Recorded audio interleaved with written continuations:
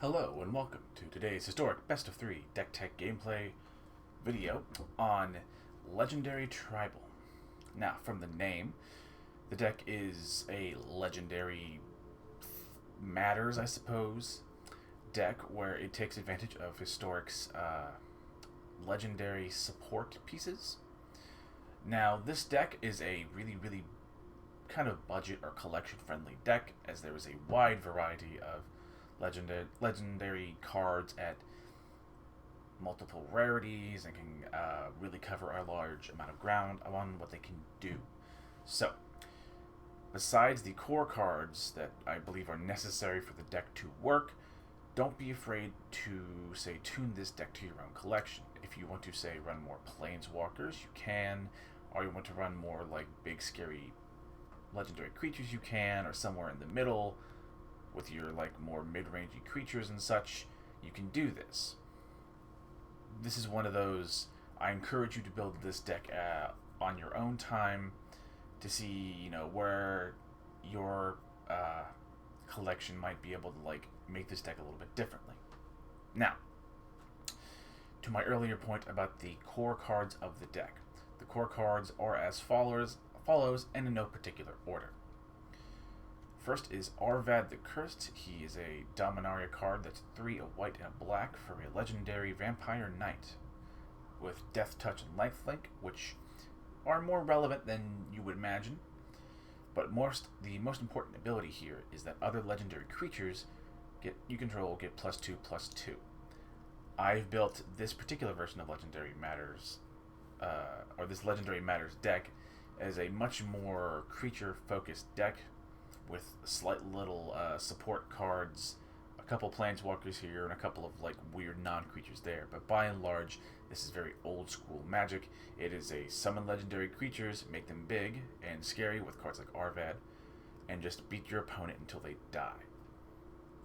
Arvad does all these things, and again, we'll talk about in a moment that the Deathtouch is more relevant than one would think, and Lifelink is always nice, because this deck is a very slow, kind of mid-rangey, just kind of a brawler beat-em-up deck where you just play dudes and hit your opponent.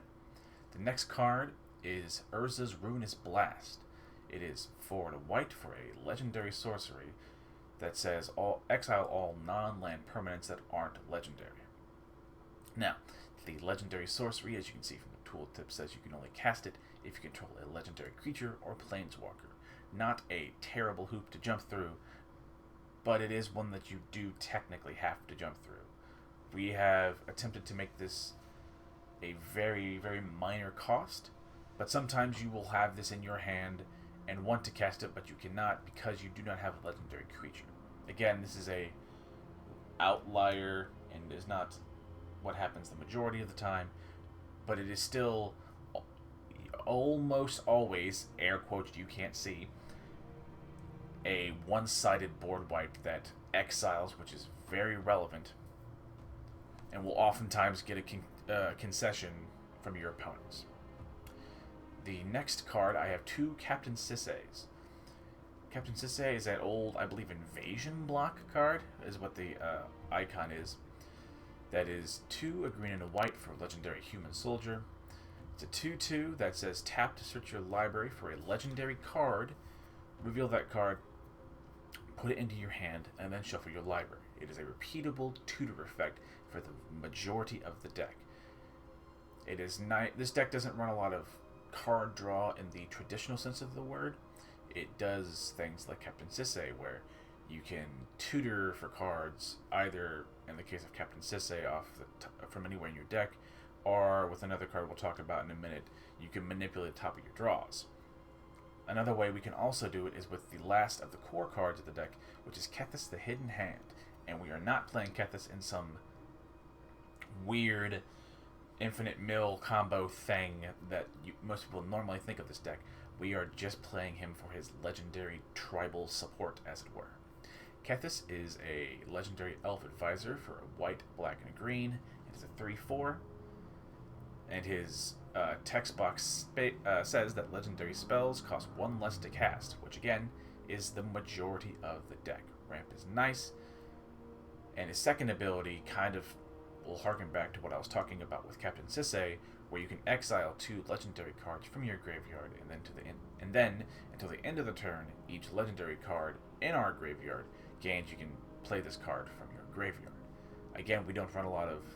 I'll harp on this point again that we don't run a lot of traditional card draw.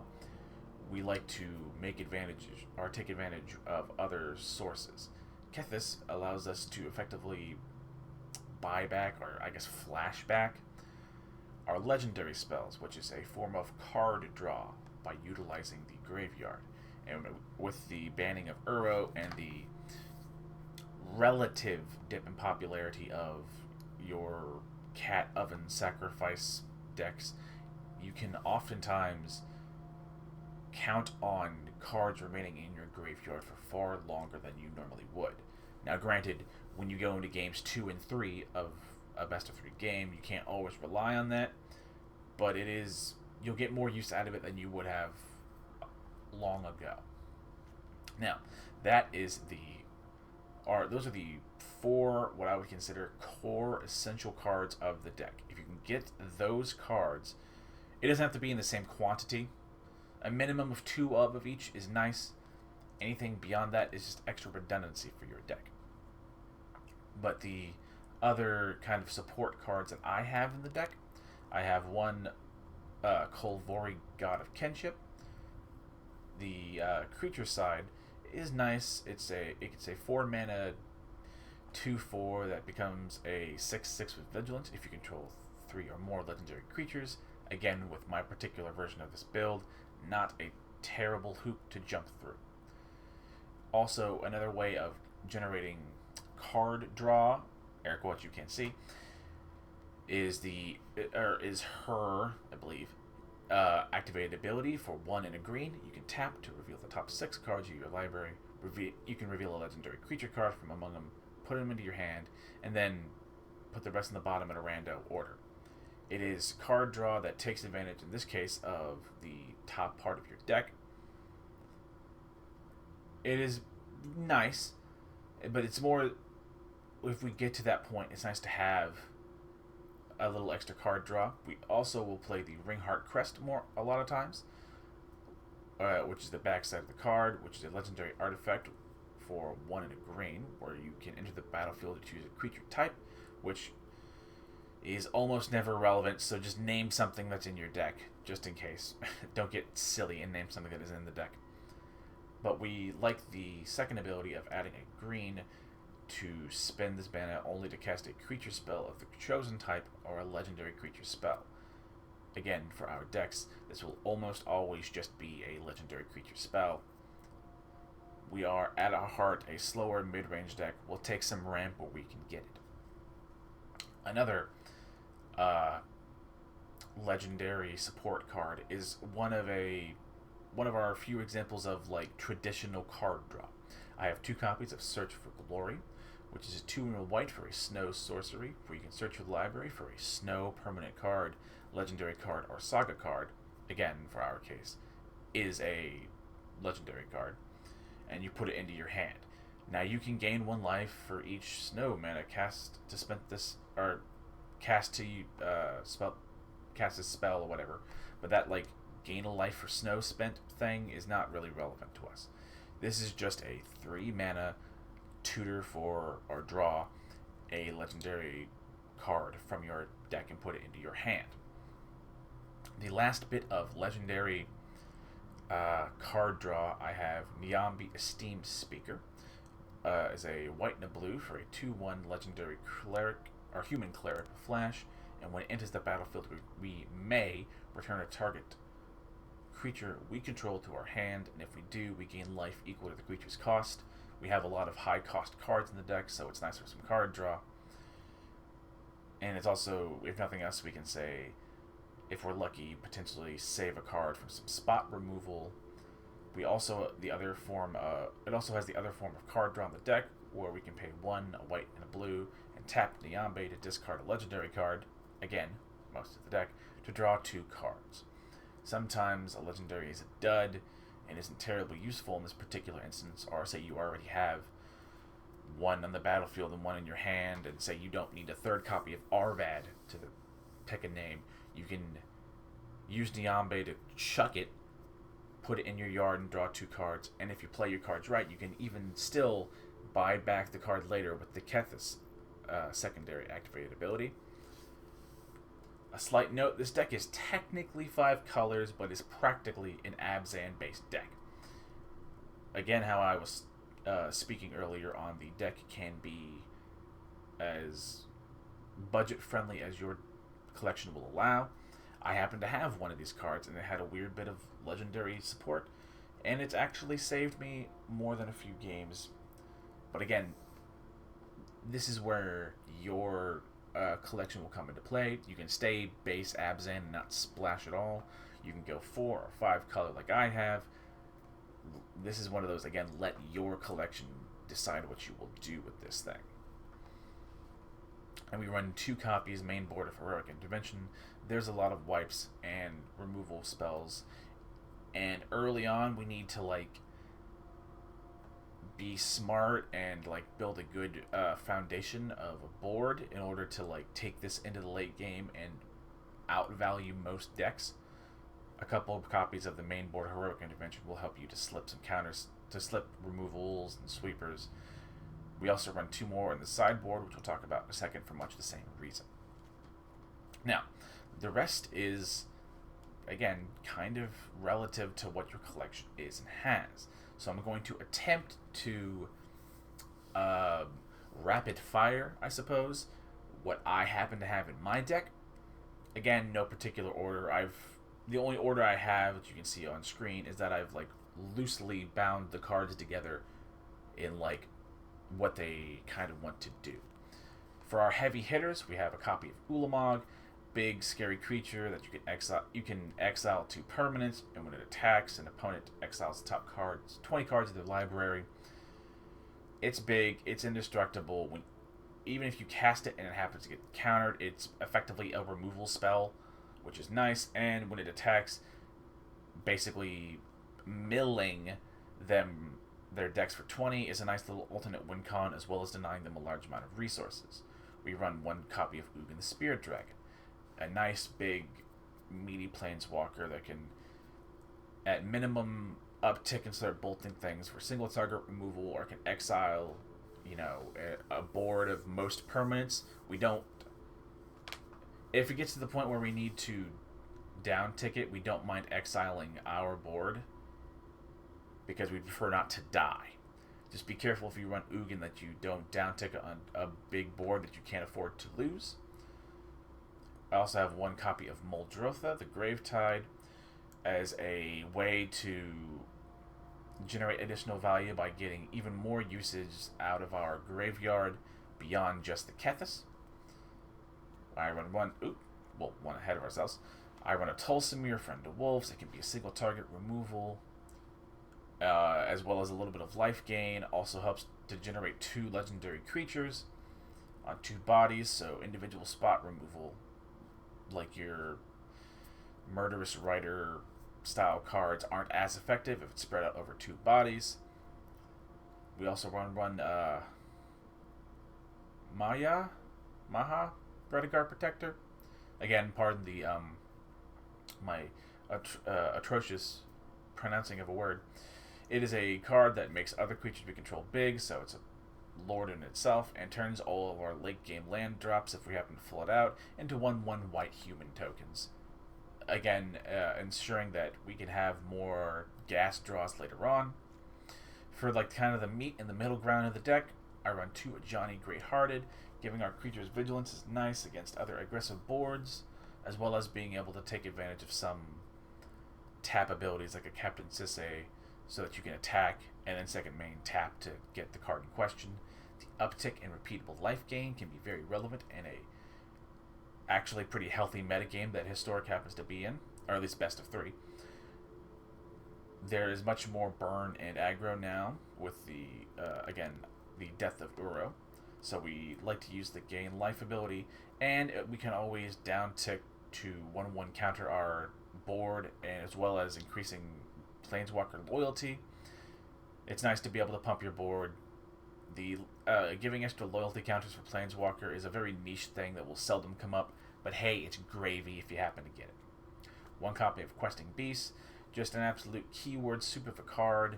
It's nice, it's aggressive, it helps to deal both the damage to your opponent and to deal with planeswalkers. It's a good card that everyone knows is good. So with that, we'll go on to Klothys, to where the red in the deck comes from. Klothys, nice indestructible enchantment god, so that we can... The god will be relevant in that sometimes our single copy of World Tree can fetch it out if we need to. It's also nice that it can sit as a enchantment and slowly pick apart an opponent's graveyard for either ramp or some life point swinging. And if we need to, and it can turn into a creature later on, that's just extra. I have a copy of Oath of Kaya as a form of single target removal, sort of, and some life gain against aggressive decks. And we do run a couple of planeswalkers, so the ability to drain opponents basically when they attack our planeswalkers, though they're few in number, is a nice ability. Though we're not married to this card and will oftentimes get cut in sideboards. I run a single Coronos, Hound of Athreos, a nice kind of evasive lifelinking body. Again, lifelink for helping a life total. Menace to get through damage, and vigilance to be able to attack and block is always nice. The ability to sort of hose opposing graveyards, as well as our own, but really it's more hoses our opponent's graveyard, is nice, because there is still some graveyard decks floating around the format. Single copy of Black Blade Reforged sometimes helps to just get one creature really big and to help close out a game. And since most of our creatures are legendary, more often than not, equipping it for 3 is nice. But hey, if we have to equip a human little token sometimes for 7, hey, what are you going to do?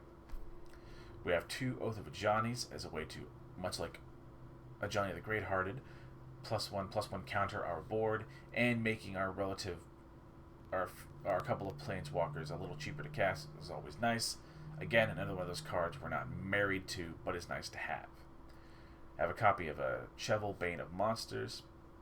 Nice early game death touching creature to help sort of stall board states and wait for you to turn the corner, and the ability to put the whole bounty counters on things, and you can kill them to gain life and draw cards. Again, gaining life is nice for a slow deck like ours, and drawing a card is nice since we will take card draw where we can get it. We also have 1 copy of Finn the Fangbearer, my favorite little card from Kaldheim. Is again, much like Chevel, is a 2-mana 1/3 Death Toucher, so it helps to shore up early board states, as well as a sort of 3rd win condition in the form of poison counters, since we have more Death Touch creatures than one would imagine. Again, the Finn itself, Chevel also has Death Touch, as well as Arvad, is a nice little 3rd win con in the form of poison counters. Second, again, being an Ulamog, maybe milling an opponent out. I have 1 Shadow Spear as a way to give a legendary creature trample to help get through, and again, lifelink for all of the stated reasons already. That is the core of the deck. Lands, pretty simple. We are an Abzan-based deck, so we just run shocks of each, and some basics. A single Castle Ardenvale, so that late game, if we need to really eke out a win and we don't have anything to do with our mana, it's a nice way to sink some mana. A couple Fabled Passages for some fixing. And we run 3 Triomes early on. It can be basically a nice 3-color land drop that late game, if you don't need it, you can cash it in for cycling it. A single copy of the World Tree allows for our lands, once we control 6 or more, to tap for anything, so we can play those cards that splash for blue and for red. As well as, if we really, really need to, we can always use the World Tree's ultimate to get out, say, our Kolvori and our Klothys, being the gods in this deck. But again, that's so rare, it'll almost never happen. But it's a thing that can happen, so it's nice. And we run 3 Ancient Ziggurats, seeing how all of the cards that we splash outside of Abzan for are creatures. We like the ability to fix, and the deck being majority creatures, this can tap for almost whatever we need. However, there are times where we don't have any creatures in hand, or we need to cast a non-creature, and the card is a little bit of a dead draw. Run Ancient Ziggurats at your own risk. I think they're good cards, but you don't need 4 of them, is what I'm basically getting at. Sideboard, we just have a buttload of answer cards. Grafdigger's Cages for really annoying Coco and Muxus matchups, Heroic Interventions for board sweepers and like single target removal that we're concerned about. Assassin's Trophy for a catch-all removal. We don't really mind giving him a land if we just get rid of a particular card in question. 2 Rhythm of the Wilds. If nothing else, allows our majority creatures spell deck to not be countered. And the Riot, being able to give our creatures haste or make them a little bit bigger, is nice, but we more run this as a way to stop counter spells with the rise of your blue-white controls that are cropping up. 2 Knights of Autumns can be pretty useful, either gaining life against like burn decks or aggro decks, or being able to destroy target enchantments or artifacts or enchantments are always nice. And if we make a bad call and bring it in, it can at worst be a 3-mana 4/3. 2 Settles for a board wipe in a creature-based deck. We like to be able to sweep our opponent's board and not sweep ours if at all possible. And then I have 3 Vraska's Contempt, just if they're a good card for getting rid of really problem creatures or planeswalkers, and a little bit of life gain is more relevant than one would imagine. And that is a rather long-winded deck tech of what the deck can be. Again, the deck is very flexible as long as you have the base cards.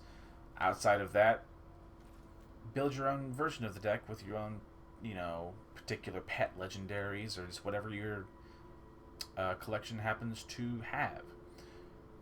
And with that, I suppose we'll get into game 1. If you're just here for the deck tech, thank you. Like the video if you like it, sub if you like me, and if you have any questions, just ask them nicely in the comments below. Now we'll get on to game number 1. Game number 1 with Legendary Tribal. 4 lands, 3 spells. Hard to be terribly upset at this. We'll go ahead and keep it. And we do have one of our payoff cards in our opening hand, which is nice. Thank God you played that now. I think we'll just play some tap lands first couple turns, and we'll play an Ancient Ziggurat on 3, allowing us to cast our Klothys, God of Destiny. Ooh, Font of Agonies from our opponent. With that many counters. Oh, okay, I misread that card. So it's relative to the amount of life you pay. That's not awful.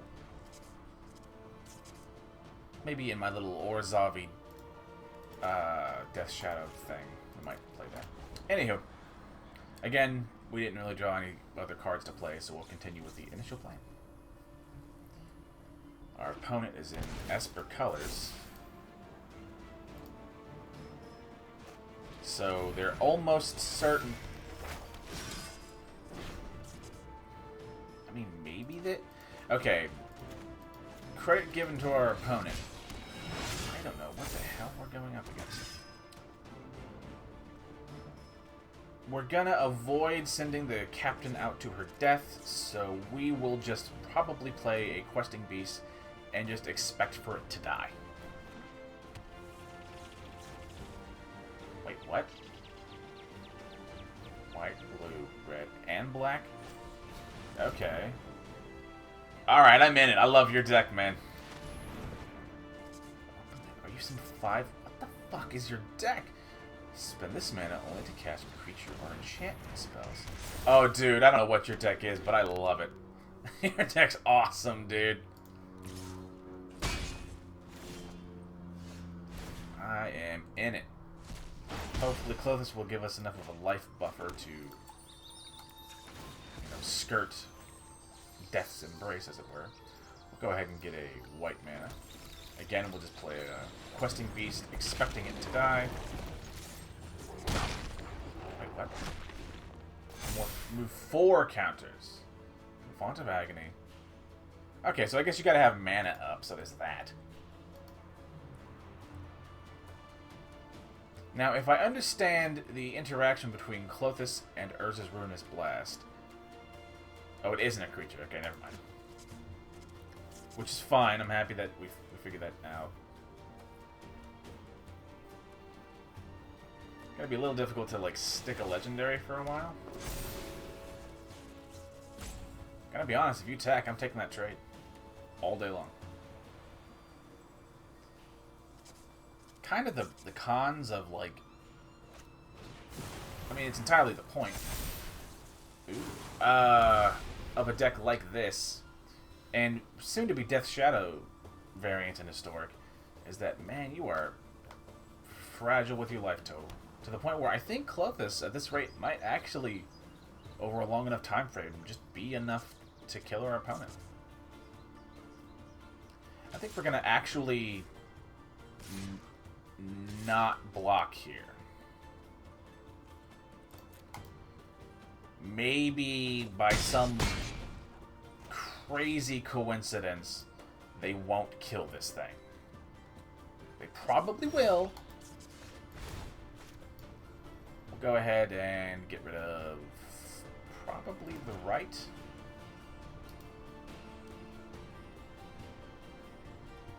If nothing else, we're just gonna... I mean, we're waiting for our opponent to cast the damn thing. Oh, you are gonna hate your life. Oh, right, one of them's a Ruinous Tower. Doesn't really work like I thought it would. So we'll go ahead and just play what we can out to just buffer our life total, I guess. I do actually think we'll be okay.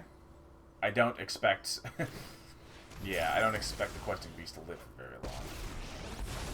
So we'll go ahead and uptick the Ajani, which not only will gain us the 3 life, but will likely eat some amount of opponent attacks, so we will gain whatever life isn't sent directly at our face from their creatures.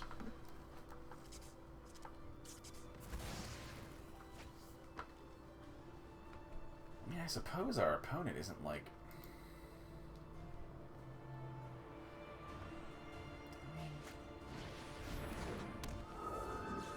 Grateful Apparition. I mean, I appreciate the, like, the proliferate thing you're doing. I do. So we gained 3 life from Ajani's uptick, as well as the 6 life from the demon not hitting our face. I'll take a 9-point life swing. Go ahead and get rid of a History of Benalia. So I guess we... Hang on. 1, 2, 3, 4, 5... I guess we can just play a Forest and play a Captain Sisay and hope the Captain sticks.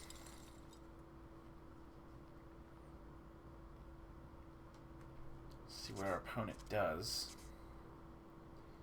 We actually, again, are just not going to block since we want to have increase our odds of having a legendary on the field for Urza's Ruinous Blast.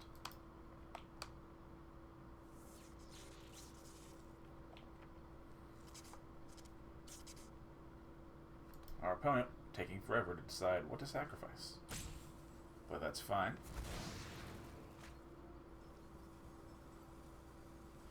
We would prefer to avoid exiling things from our own graveyard, but in this case, the extra bit of life gain is going to be, like, drastically needed. Again, we're just gonna eat the damage and hope to live.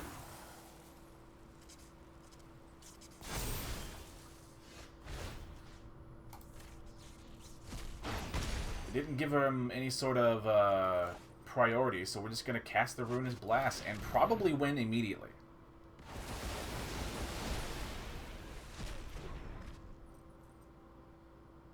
I actually think we're just going to attack with the Captain. This way, if nothing else, we can target something from our own graveyard. So that we can damage our opponent for their remaining 2 points of life. I do love this opponent's deck, though. Some weird 4-color proliferate thing. But they're brewing and they're trying. There we go. I don't know if... I mean, maybe some Knights of Autumn would be good. Maybe we'll get some Knights of Autumn in place of those Oath of Ajani's. I think if we get rid of their enchantments, a lot of their deck would seem to kind of hinge on those staying alive. So maybe getting lucky and removing a very important one will get our opponent to basically, like, buckle immediately.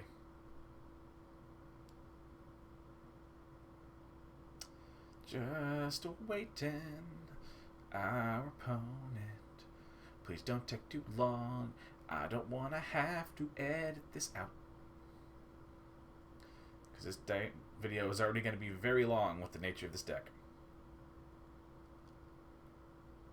I mean, it is a good thing that an opponent is given a couple of minutes to do this.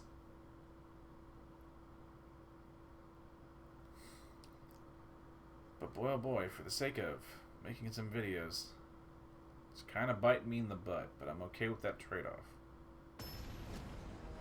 Alright, I'll leave a minute in. Why not?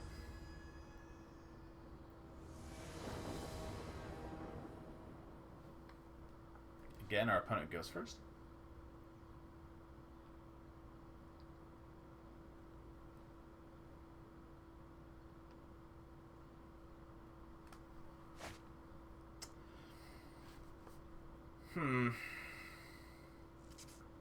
This one's a little...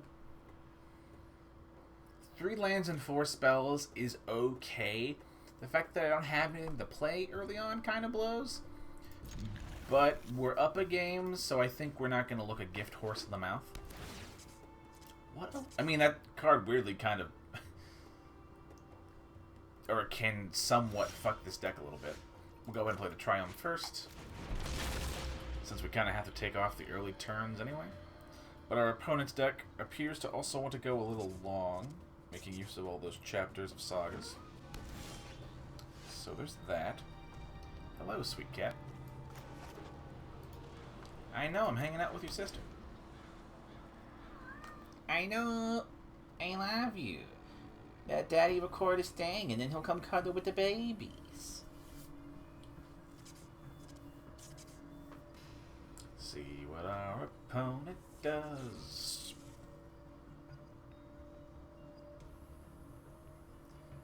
Not gonna lie, opponent's taking a little bit of time, which I understand. We've all been there.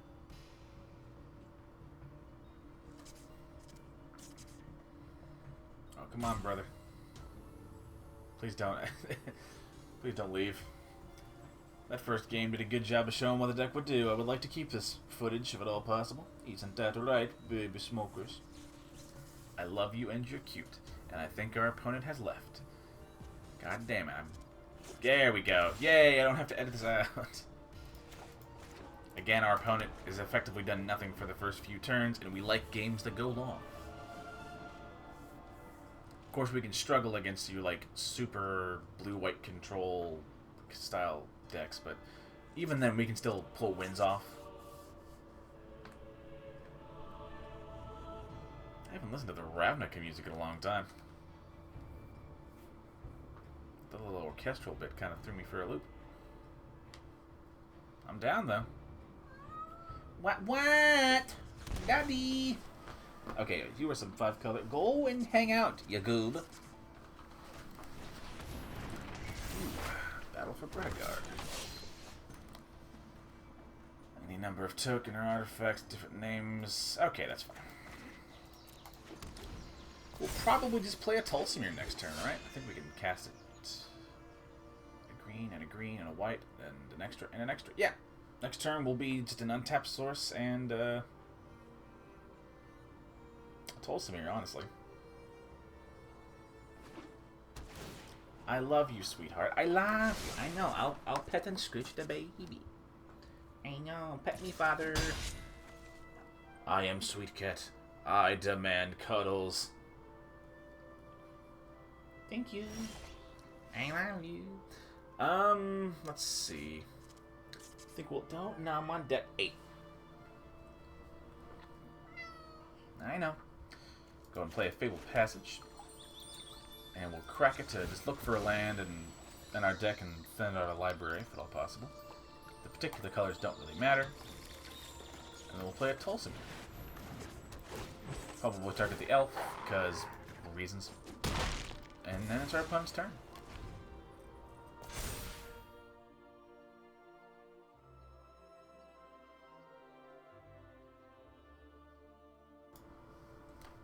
Third chapter on our opponent's battle for Bredegard. We're not too terribly concerned. That's gorgeous artwork, though. I would love to see, like, a set without a Planeswalker. But, like, a Planeswalker card. You can still have one, like, a Planeswalker at the, like, center of the story, but you could have, like, them alluded to in other cards. Or maybe treat one as a creature spell for the first time in, like, forever. Follow the Imposter. So, I guess our opponent is some sort of, like, Saga tribal deck, honestly. And I'm not gonna lie, the thought has crossed my mind to do something like that. I just don't know, like, how you'd build it other than, like, you can run a deck with a lot of Saga cards in it, but that's not the same thing as having Saga support cards. Things like Arvad and Urza's Ruinous Blast are support cards that help to enable it, and that's not really the same thing. We're going to go ahead and get rid of this now, though, because I don't want to lose my creatures.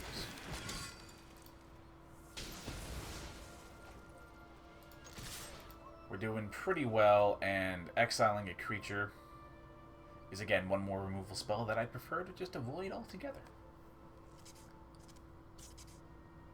But Idleton, I applaud your deck building restriction. As a fellow brewer myself, you have my utmost respect, friend. Waiting from our opponent. But it's all good. They appear to still be here. But I imagine maybe this is like a mobile game for them, or might not have, like, or might be having connection issues. I've been there. It's all cool. And if it really comes to be really, really slow, I'm not adverse to editing these turns out. Oh, come on, brother. I would like to do this. It's all good. Everybody get some time. I don't believe our opponent is intentionally roping us.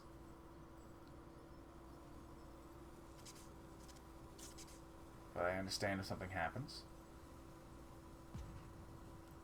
Not gonna lie, if I have to scrap this whole game, though, I will be a little sad. Well, I'm sorry.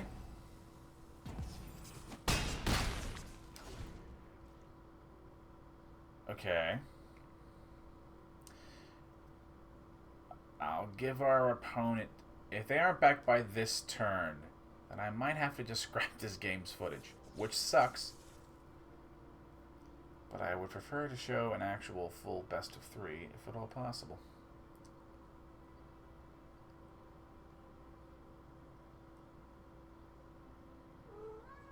Yeah, I know. Since our opponent appears to be gone... Oh, nope, never mind. They're back. Yay, I don't have to cut things. That is a very good card, actually. Go. Don't nom on Dad. I know you exist. Jackass. I think we honestly... Where are we at? 1, 2, 3, 4, 5, 6. So we'll just probably play a blast here. Exiling their scriptures. And just push more damage.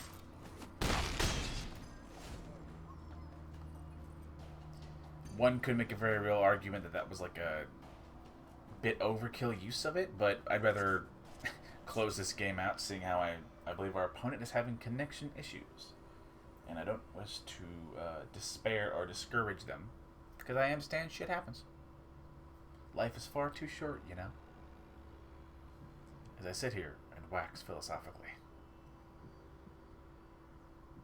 Oh. Gonna make me edit, bro? Since if our opponent happens to miss this turn, the game is over. I think we'll keep this one. But our opponent's connection issues may have tarnished the entry of this deck in your eyes for one game. There we go. We were going to win next turn anyway, so I think we'll keep this one. But as always, we'll do one more game, and I won't allow a second version of a game like this to happen. Anywho, on to game number 2. Game number 2 with Historic Tribal. Alright. This isn't like a fucking fantastic hand, but it's got things to do. Niambi's a little stranded until we find some fixing options. Use from our opponent. And a baby girl cat. We'll go ahead and play World Tree first turn. I guess we'll just play Kethis early on. Ow. I'm playing a sacrifice deck.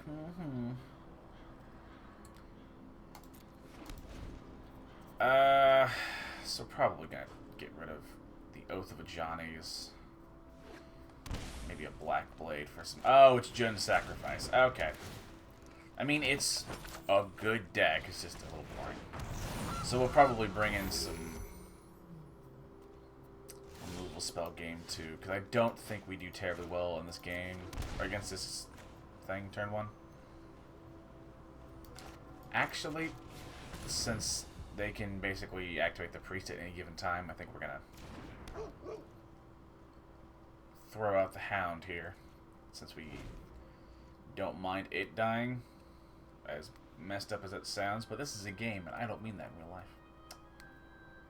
Oh, dude, we're in some fucking trouble. It might honestly be some Assassin's Trophy, since we need to be able to answer the priest very early on. I think the real reason why I hate this deck is it just takes for fucking ever. We'll play it out, but like, man, this deck takes way too goddamn long.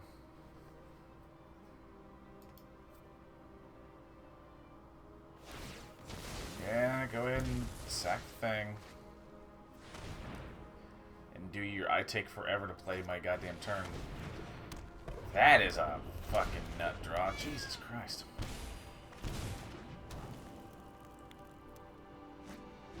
Okay. This is a little gross.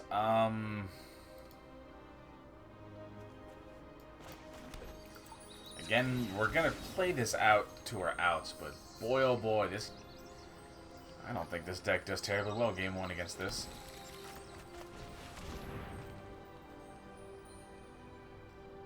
But it's a net deck thing. I can't really blame you. Suppose we got to be accommodating the spikes too. Oh my god, this deck takes forever.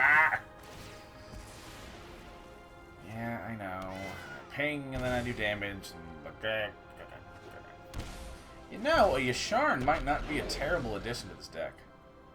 I did not consider it in the construction, but by all accounts, Yasharn would totally fit in this deck.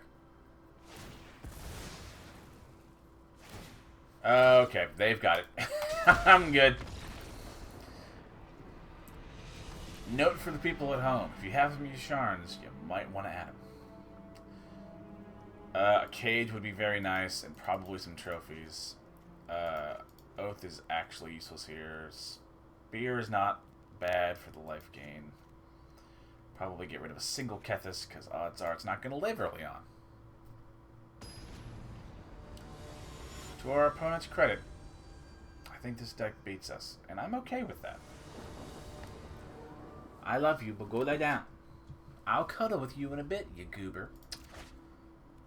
Again, 3 lands, 4 spells, things to do. Not a whole lot of high impact things to do, so that is concerning. Let's see what our opponent does. We have to do this, don't we? Yeah, we'll play the Forest because we sort of have to keep an Assassin's Trophy open, as weird as that sounds. Probably play Ziggurat next turn and Prey, and this is why we have to keep it.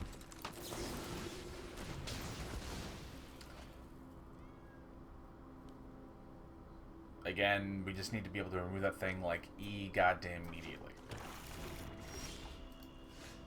A Finn will do it. I just order-lulled myself out of playing a Shadow Spear, like a dum-dum. But I don't know if it'll terribly matter in the end. So, you know, there's that. We will actually... We're not going to order-lull ourselves out of this one, though. Get... I think it's 2 to equip one? Yeah, okay, so we'll get a Forest. Or, we don't have one. Oh yeah, we only have one. It's fine. I'm just an idiot who doesn't remember his own deck sometimes. Go ahead and get the Shadow Spear. And just try and get through. We're in some real trouble, all things considered, if they play like any creature. Oh... God, I hate this shit. It's fine. It annoys me, but it's fine.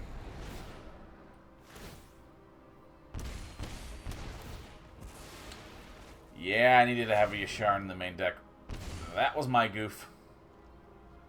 I haven't played against a deck like this in a hot minute. Although, to be honest, I haven't really missed it.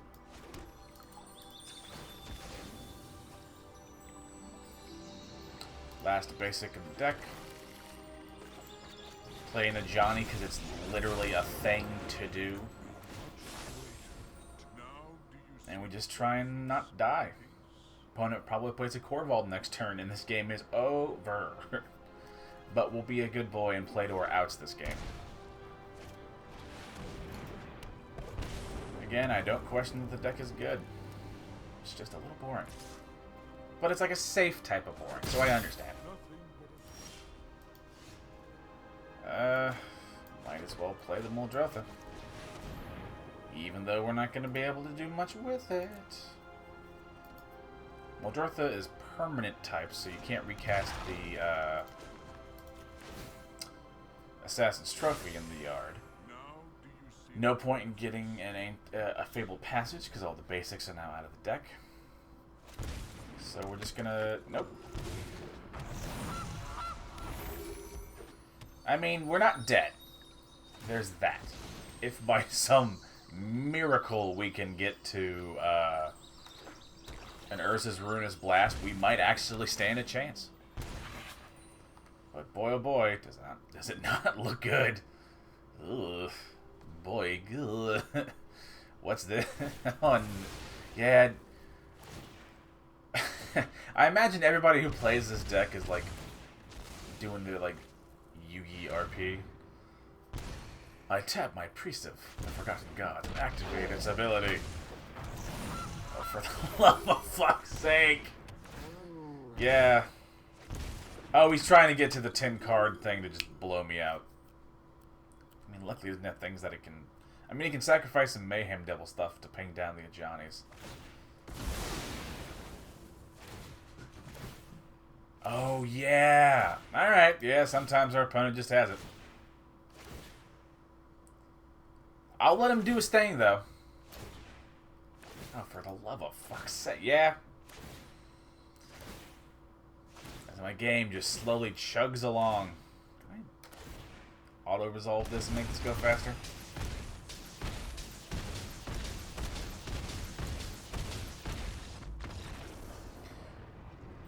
Well played from our opponent. I still like to think we've, like, showed the deck in a relatively good light. So we'll show the deck one final time. I will, however, immediately bring in the Yasharns, because I forgot about that deck existing. So there's one little editor's note kind of thing. Black Blade almost never gets played. Shadow Spear is nice, but very rarely useful. I think we'll... Yeah, Yasharn, I think is how you spell that. Go ahead and add one, and we'll probably cut one Ancient Ziggurat, seeing how it dumpsters us too much. Now, thank you all for watching. This is the now what I would consider updated deck, because I'm a big old dum-dum and forgot that sacrifice decks kind of rule this format. Again, thank you all for watching. Like the video if you liked it, sub if you like me, and if you have any sort of questions, just be nice and voice them down below. And that'll be all, so stay safe, and remember, I'm pulling for you. We're all in this together.